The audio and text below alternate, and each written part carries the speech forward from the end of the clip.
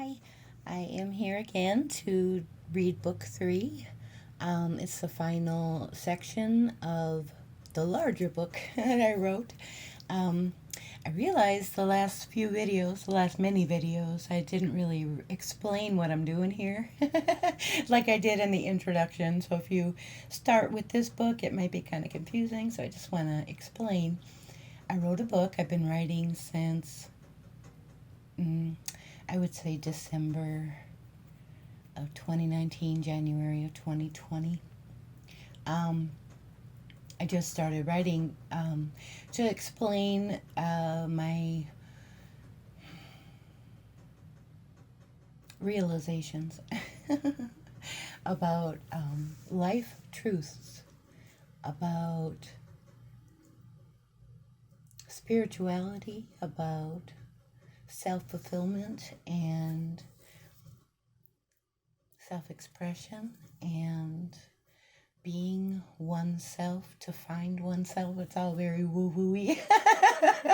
But I have felt compelled since that time to write down the steps and stages of my life to explain how I've come to certain conclusions that have helped me feel free, conclusions that have helped me feel grounded. I feel at peace, and I want to share it. I want other people to understand that they can too. I don't even care what your circumstances are. There is a way to feel at peace. And the only way that I could see to try and explain where I'm at now, I had to go back and explain the experiences, the biggest experiences that I've had that have shaped me to a point where I could feel this way, at ease, unburdened despite a great deal of burdens. So, what I've been explaining is I've cut my life up into little sections. Each section I call a book. Book 1 was 0 to 18. I titled it 0 to 14. That's a whole thing. It says 0 to 14 on the YouTube video itself. That's how I posted it, 0 to 14 years of age. But when I wrote the book, it's 0 to 18 years of age. And I think subliminally, excuse me, I was stuck on 14 because that's the age I was when I was raped. And that was an age, it was a pivotal moment. It was a polarizing moment. It was a life-shattering, life-building, life-giving, life-taking moment. It reverberated and affected the entirety of my life up until this date. So even though I was expressing 0 to 18 years of age in that section of the book, I actually wrote 0 to 14, but I left it because, that's my truth. So the next section of the book follows my goings on from 19 to 39 years old, and the nitty-gritty, the workhorse years, the sacrifice and plug-along years, the didn't look at self years. Yeah. And then now I am about to read book 3, which in its entirety is a conclusion of the book, but it's the largest section of the book. So I think I'm going to break it up. I'm going to break it up in 2 or 3. But so yeah, that's what I'm doing. And I also noticed, I'll show you this. I thought to myself, geez, because I just really actually done writing. I finished on the 15th of this month, so it's very recent, and I'm not quite secure in it, so I thought, maybe I should run through and edit it, before I read it, but this is what happened. Let me just scoot in front of the camera here. See what I did? I doubted everything. So instead of editing it, I think I'm just going to read it through, and the sections I don't like, I'm going to grab a pen here. Handy dandy pen. So I'm going to add it as I read. I hope it's not distracting. If it is, I won't. But yeah, without further ado, here we go. Age 39 to the present. Oh, and I haven't really titled this sucker yet. I was going with, I think, Maggie May takes off her rose-colored glasses, but then I know it's kind of a clunky title. So, Empath Awakens is the name of the channel I developed, and that might end up being the title of the book, but I don't want it to be off-putting because I don't want people to feel alienated by that, because I know you have to be in a certain mindset to accept more than, sometimes it's sad, but as people, we have so many things going on inside of us, so many things that we ruminate on. So, we're all in our own little bubbles of worry, And sometimes when you get so bogged down with all those worry bubbles, you can't really see outside of what your situation is. So when you're in that state of stress and survival, something like Empath Awakens, don't you just want to slap the shit out of me? Like, who has time for this shit? What is wrong with you, lady? And what the fuck do you mean, right? But I am an empath, and I have awakened. So that's why I named it Empath Awakens. And I'm good. I'm happy. I'm calm. I'm at ease. I am okay saying, yeah. If I spent a few moments time with you, and especially if I were to look in those beautiful eyes of yours, no matter who you are, and I connect with you, I feel you. Down to the core of you. I feel you. I see you. I see everything in you. It's scary, man. It scared me my whole life. I didn't get it. At first I thought, oh my God, I'm a cuckoo clock, And then I just kind of denied that it was going on, even though it was readily apparent to anyone who talked to me. It has been.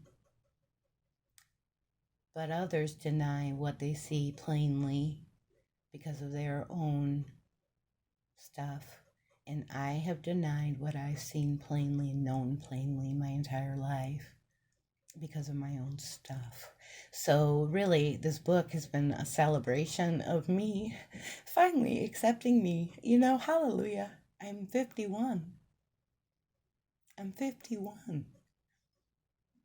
5 decades plus 1.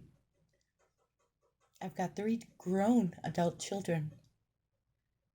I have a beautiful, gorgeous, lovely, stunningly beautiful granddaughter. She's 7. It took me a while, guys. And I guess that's the point of me wanting to read this. I guess that's the point of me just kind of throwing it out there. I haven't talked to no dang publishers. I haven't put it on no Amazon Kindle. I haven't done any of that, because the whole thing is I want to express a point. I want to get across what I'm trying to have people understand. The power inside of each of us is immense. Each and every single person in this world has their own beautiful light. They have their own unique strength. They have their own unique beauty. But I think most of us, the vast majority of us, get so bogged down by the responsibilities in life. Life is hard. It is hard. When you are out there living in your life, you're doing the grind, you're getting her done, you're paying the bills, you're raising your kids, you're loving your man, you're doing whatever. You're living. Each one of those sections of things is something that takes a great deal of your energy. And you gladly give it because you want those things in your life. But what I found is that unless you make a concerted effort to stop that, bring that energy back into yourself, fill yourself up from the toes down to the top of your head with contentment of being. If you're able to get to that point within yourself and sustain it, then everything else in your life, once you're able to give your energy away, but in a more controlled and kind way to yourself, it's just a much healthier way of being. You can have everything in your life that you want. That's the whole point of living, right? But if you're not feeling how I feel, because this is how I feel now, but it took me 50 years. I don't want it to take 50 years for everyone. Everyone should feel this way every day for every moment of their lives. Everyone should feel at ease to, I don't know, say, all right, I'm going on my lunch break and feel comfortable taking off your shoes and walking around in the grass. I like that one character on that movie. But it feels good, and it's for you, and it soothes your soul, and you really don't care. People are looking at you like, what the hell is that person doing? Because it's for you. And so when you go back to work, then you're like, yeah, I didn't eat lunch, I wasn't very hungry, but man, just that couple of moments with my toes in the grass was beautiful. I'm so glad I gave myself that gift. Rock the fuck on, Maggie. Go on with your day. See, it's minor changes. It's not like, oh, take these 15 steps and your life will be changed. No, you gotta bring it back down to the core values, Bring it back down to what's important to you. I'm not talking about core values that somebody else is telling you that you should have. I'm talking about your core values. It's different for everybody. So, yeah. How can you live your life in a way that has direction, life-affirming direction, like the kind that you're like, you don't even have to think about it because it's just where you're going? How can you have that if you don't even understand yourself? How can you have it if you don't even identify your own strengths? How can you live this beautiful existence, this dreamlike state like you see in the movies, Xanadu? How can you have that? I mean, really, soul deep, happy, like eyes shining with it, happy, true happiness. How can you have that if you don't even know what your values are, your needs are, where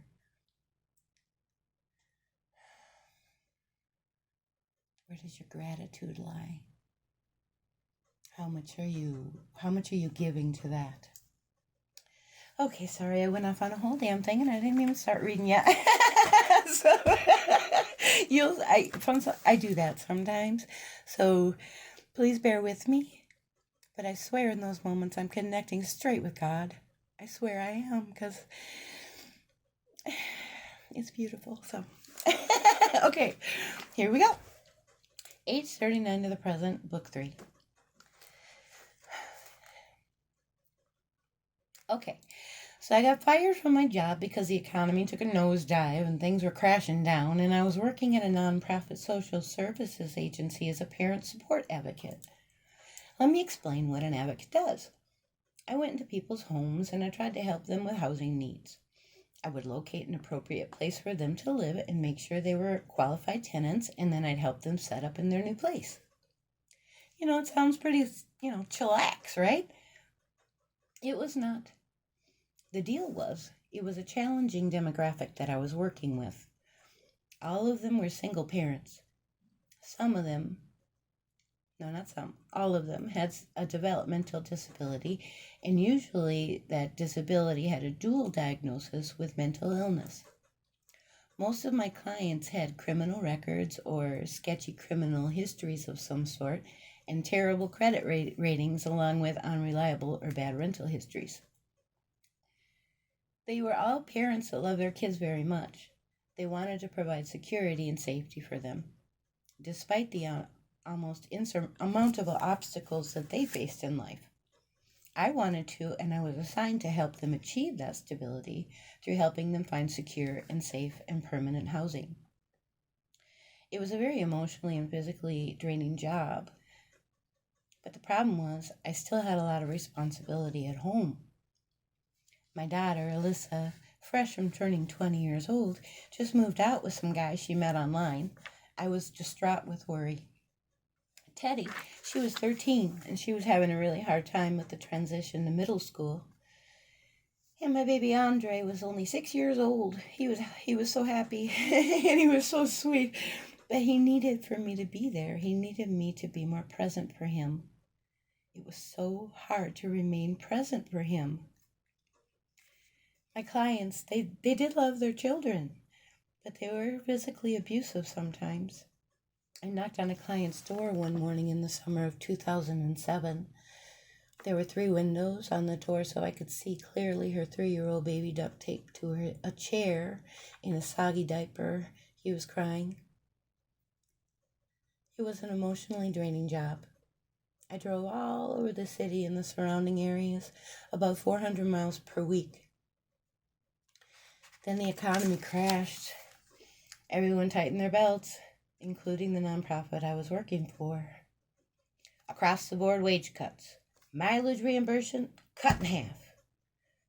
But no one drove as much as me. So I complained. I really complained about it. And then the president of the entire nonprofit agency, he called me insubordinate. He called me insubordinate. I put everything I had into that job, even to the detriment of my family. But I was insubordinate. How could he say that? I gave my all to that job. And only just a few weeks before I was fired for being insubordinate, I had such a life-changing, eye-opening experience. I had already known that I had to switch gears again. We had to go to the welfare office. We had to bring all of her kids with. She had 5 children between the age of 13 to, I'm so sorry.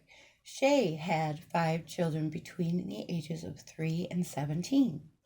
I was the only shot at getting her to the office, so the oldest one stayed home, and we brought the rest of the kids to the appointment in my minivan.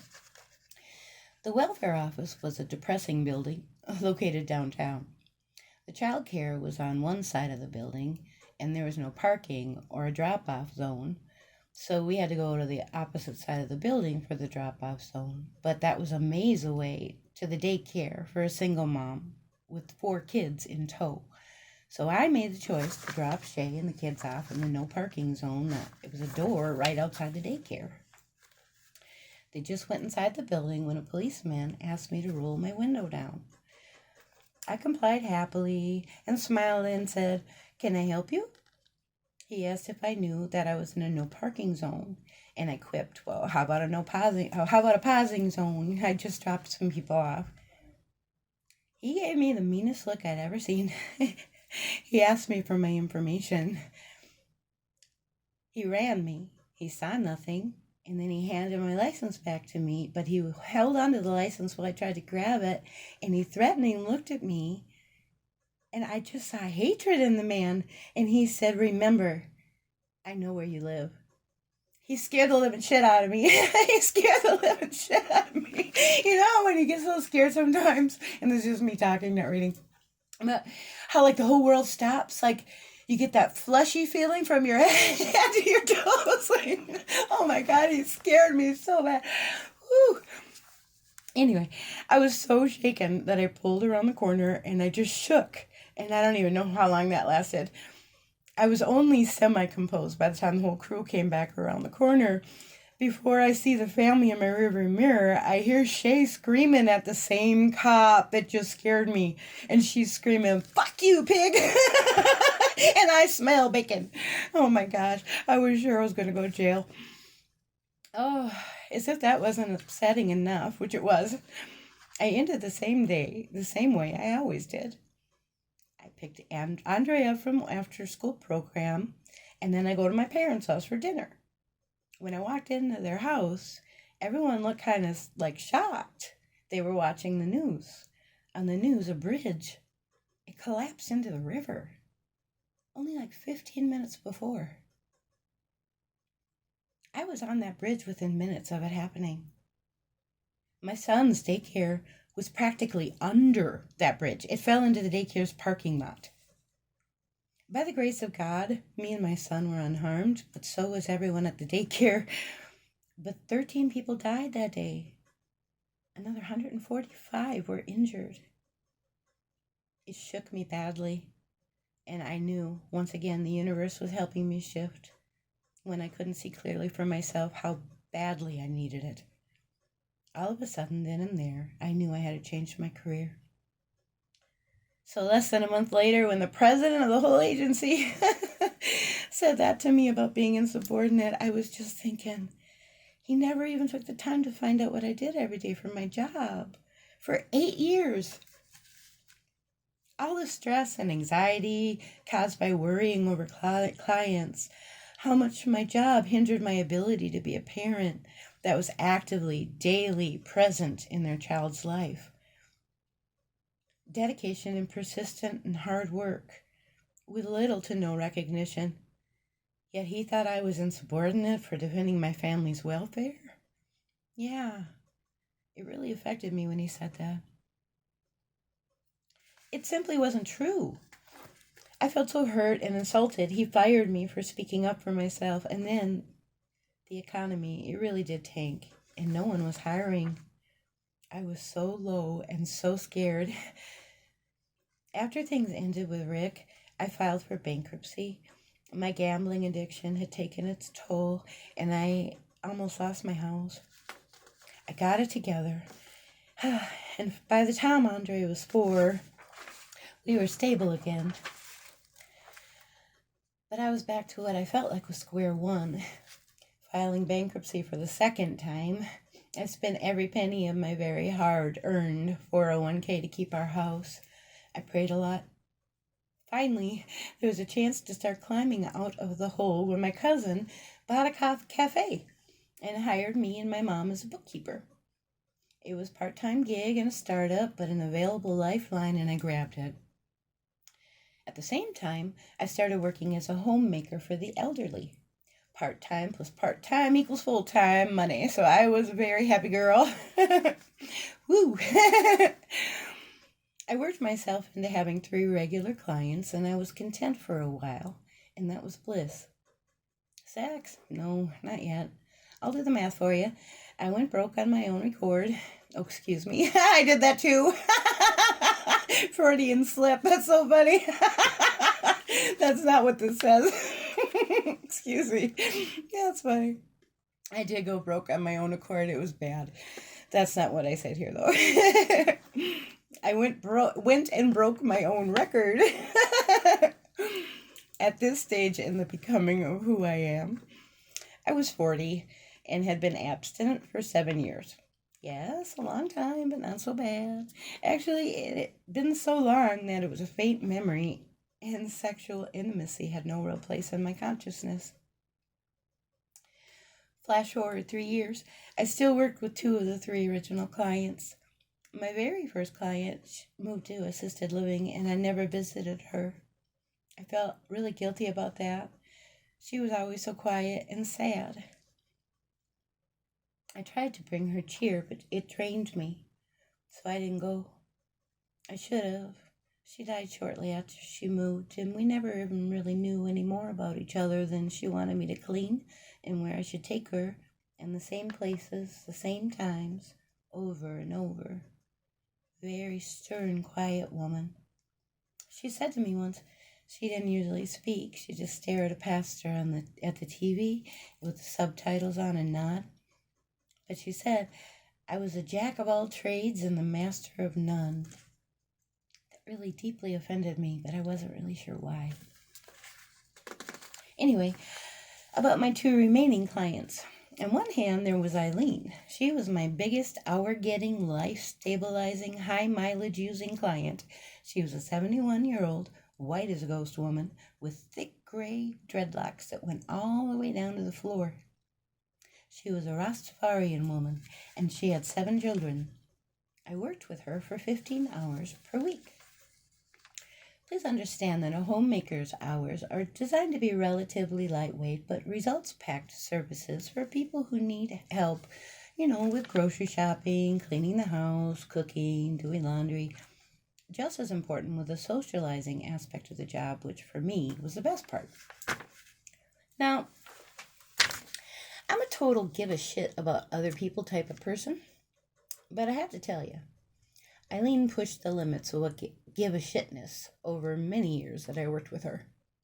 In retrospect, and after a lot of self-therapy, I came to believe that she was in a lot of emotional pain. And she dealt with the pain through being self-focused, angry, cruel, and she was showing narcissistic traits through doing those things. I was a person in pain. I dealt with doing that, being like selfless, like exterior focused, overly forgiving, willing to overlook red flags. I was showing codependent traits. Anyway, it was toxic and it was abusive. After working with her for over 7 years, I dumped her keys and her handicap sticker on the couch, and I gave her the middle finger on both hands and said, "Fuck you, Eileen," and I left. Okay, so it was another not-so-bright moment provided by Maggie. I'm already very ashamed. I am. You don't have to tell me. In my own defense, she was very abusive, and I was in really deep. The low point was when she tried to have one of her sons seduce me. He boldly proclaimed that he would knock them cobwebs off that pussy. So charming. She set that up in order to try and get me to stay in that job. A job I had long outgrown and was finally aware I was being abused in. It was very manipulative and pretty gross. I just didn't have that kind of self-hatred to do that kind of thing. That was pretty much the end of that. 7 years. Check-in. Remember way back in the beginning when I wrote about what I believe mainly characterizes what being codependent means? Like, I have depended on other people throughout my life to give me my identity. Show me who you need me to be, and I'll morph into it to suit your comfort level, no matter how uncomfortable that fit of that suit was for me. It reminds me of the Santana song that says, I would change my life to better suit your mood. Other people's needs and struggles were more important than mine. They were always addressed first. My happiness has always been tied to if others were happy too. If they were not happy too, or if they were not happy for me when I was succeeding, then I couldn't be happy either. I wouldn't let myself. Needing to earn love and approval from others, through the effort, the dedication, the loyalty I gave, without expectation of reciprocity. Only because to expect reciprocity would be to value one's own needs. I was not capable of doing that for a very long time. Feeling as if I'm arrogant if I get attention and enjoy it. Always feeling the need to check my non-existent ego. Bad. I was exhibiting all of these behaviors in my work life too. It was how I was in the world. Not just in romantic relationships or as a parent and a daughter and a sister, but as an employee.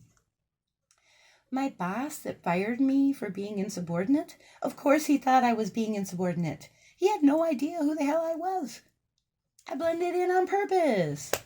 I didn't make waves. But the job was really overwhelming. I was isolated.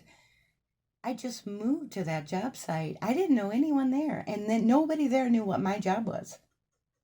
Everyone I worked with for all of the 8 years I was employed there, they were gone, fired or retired. The economy. I had no support.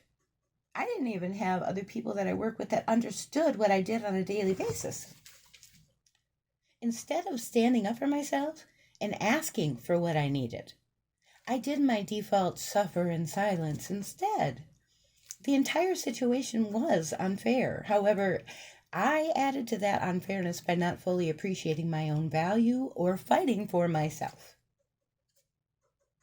With my client Eileen, I made excuses for her and insisted that I knew better. She was a depressed woman who had mental health issues. I lost sight of my role. I completely lost my professionalism. I should have reported her abuse and asked to be reassigned. Instead, I chose to stay and acted as a martyr so she could continue to abuse me and I wouldn't be the bad guy that deserted her. I always wanted to maintain professional boundaries, but I wasn't really healthy enough to do that. Instead, I'd take verbal abuse and the week before I left, physical abuse. She actually put her hands around my throat and squeezed hard enough where I felt her squeezing my windpipe. I took it eye to eye with her. I stared at her while she did it. I tried to fix it because I honestly believe I could heal her shit, despite the shit she caused me. Pain was shit in that, but now I feel it. You know what I'm saying? It was very unhealthy. She was very manipulative and cruel. It never should have reached a point so toxic that I ended up with me giving the middle finger, both of them, to a senior citizen. I mean, really? It was bad, y'all. Okay, I'm 32 minutes in. Oh, it was fun. 32:13. Anyway, so I'm going to stop it here and I'm going to just do another video because I think this is a good point to do that. So thank you for listening to me ramble on. I know I went sideways there a few times. I will do this in a little bit. I'm going to take a break and I'll record the second part of book 3 shortly. Thank you so much for your time.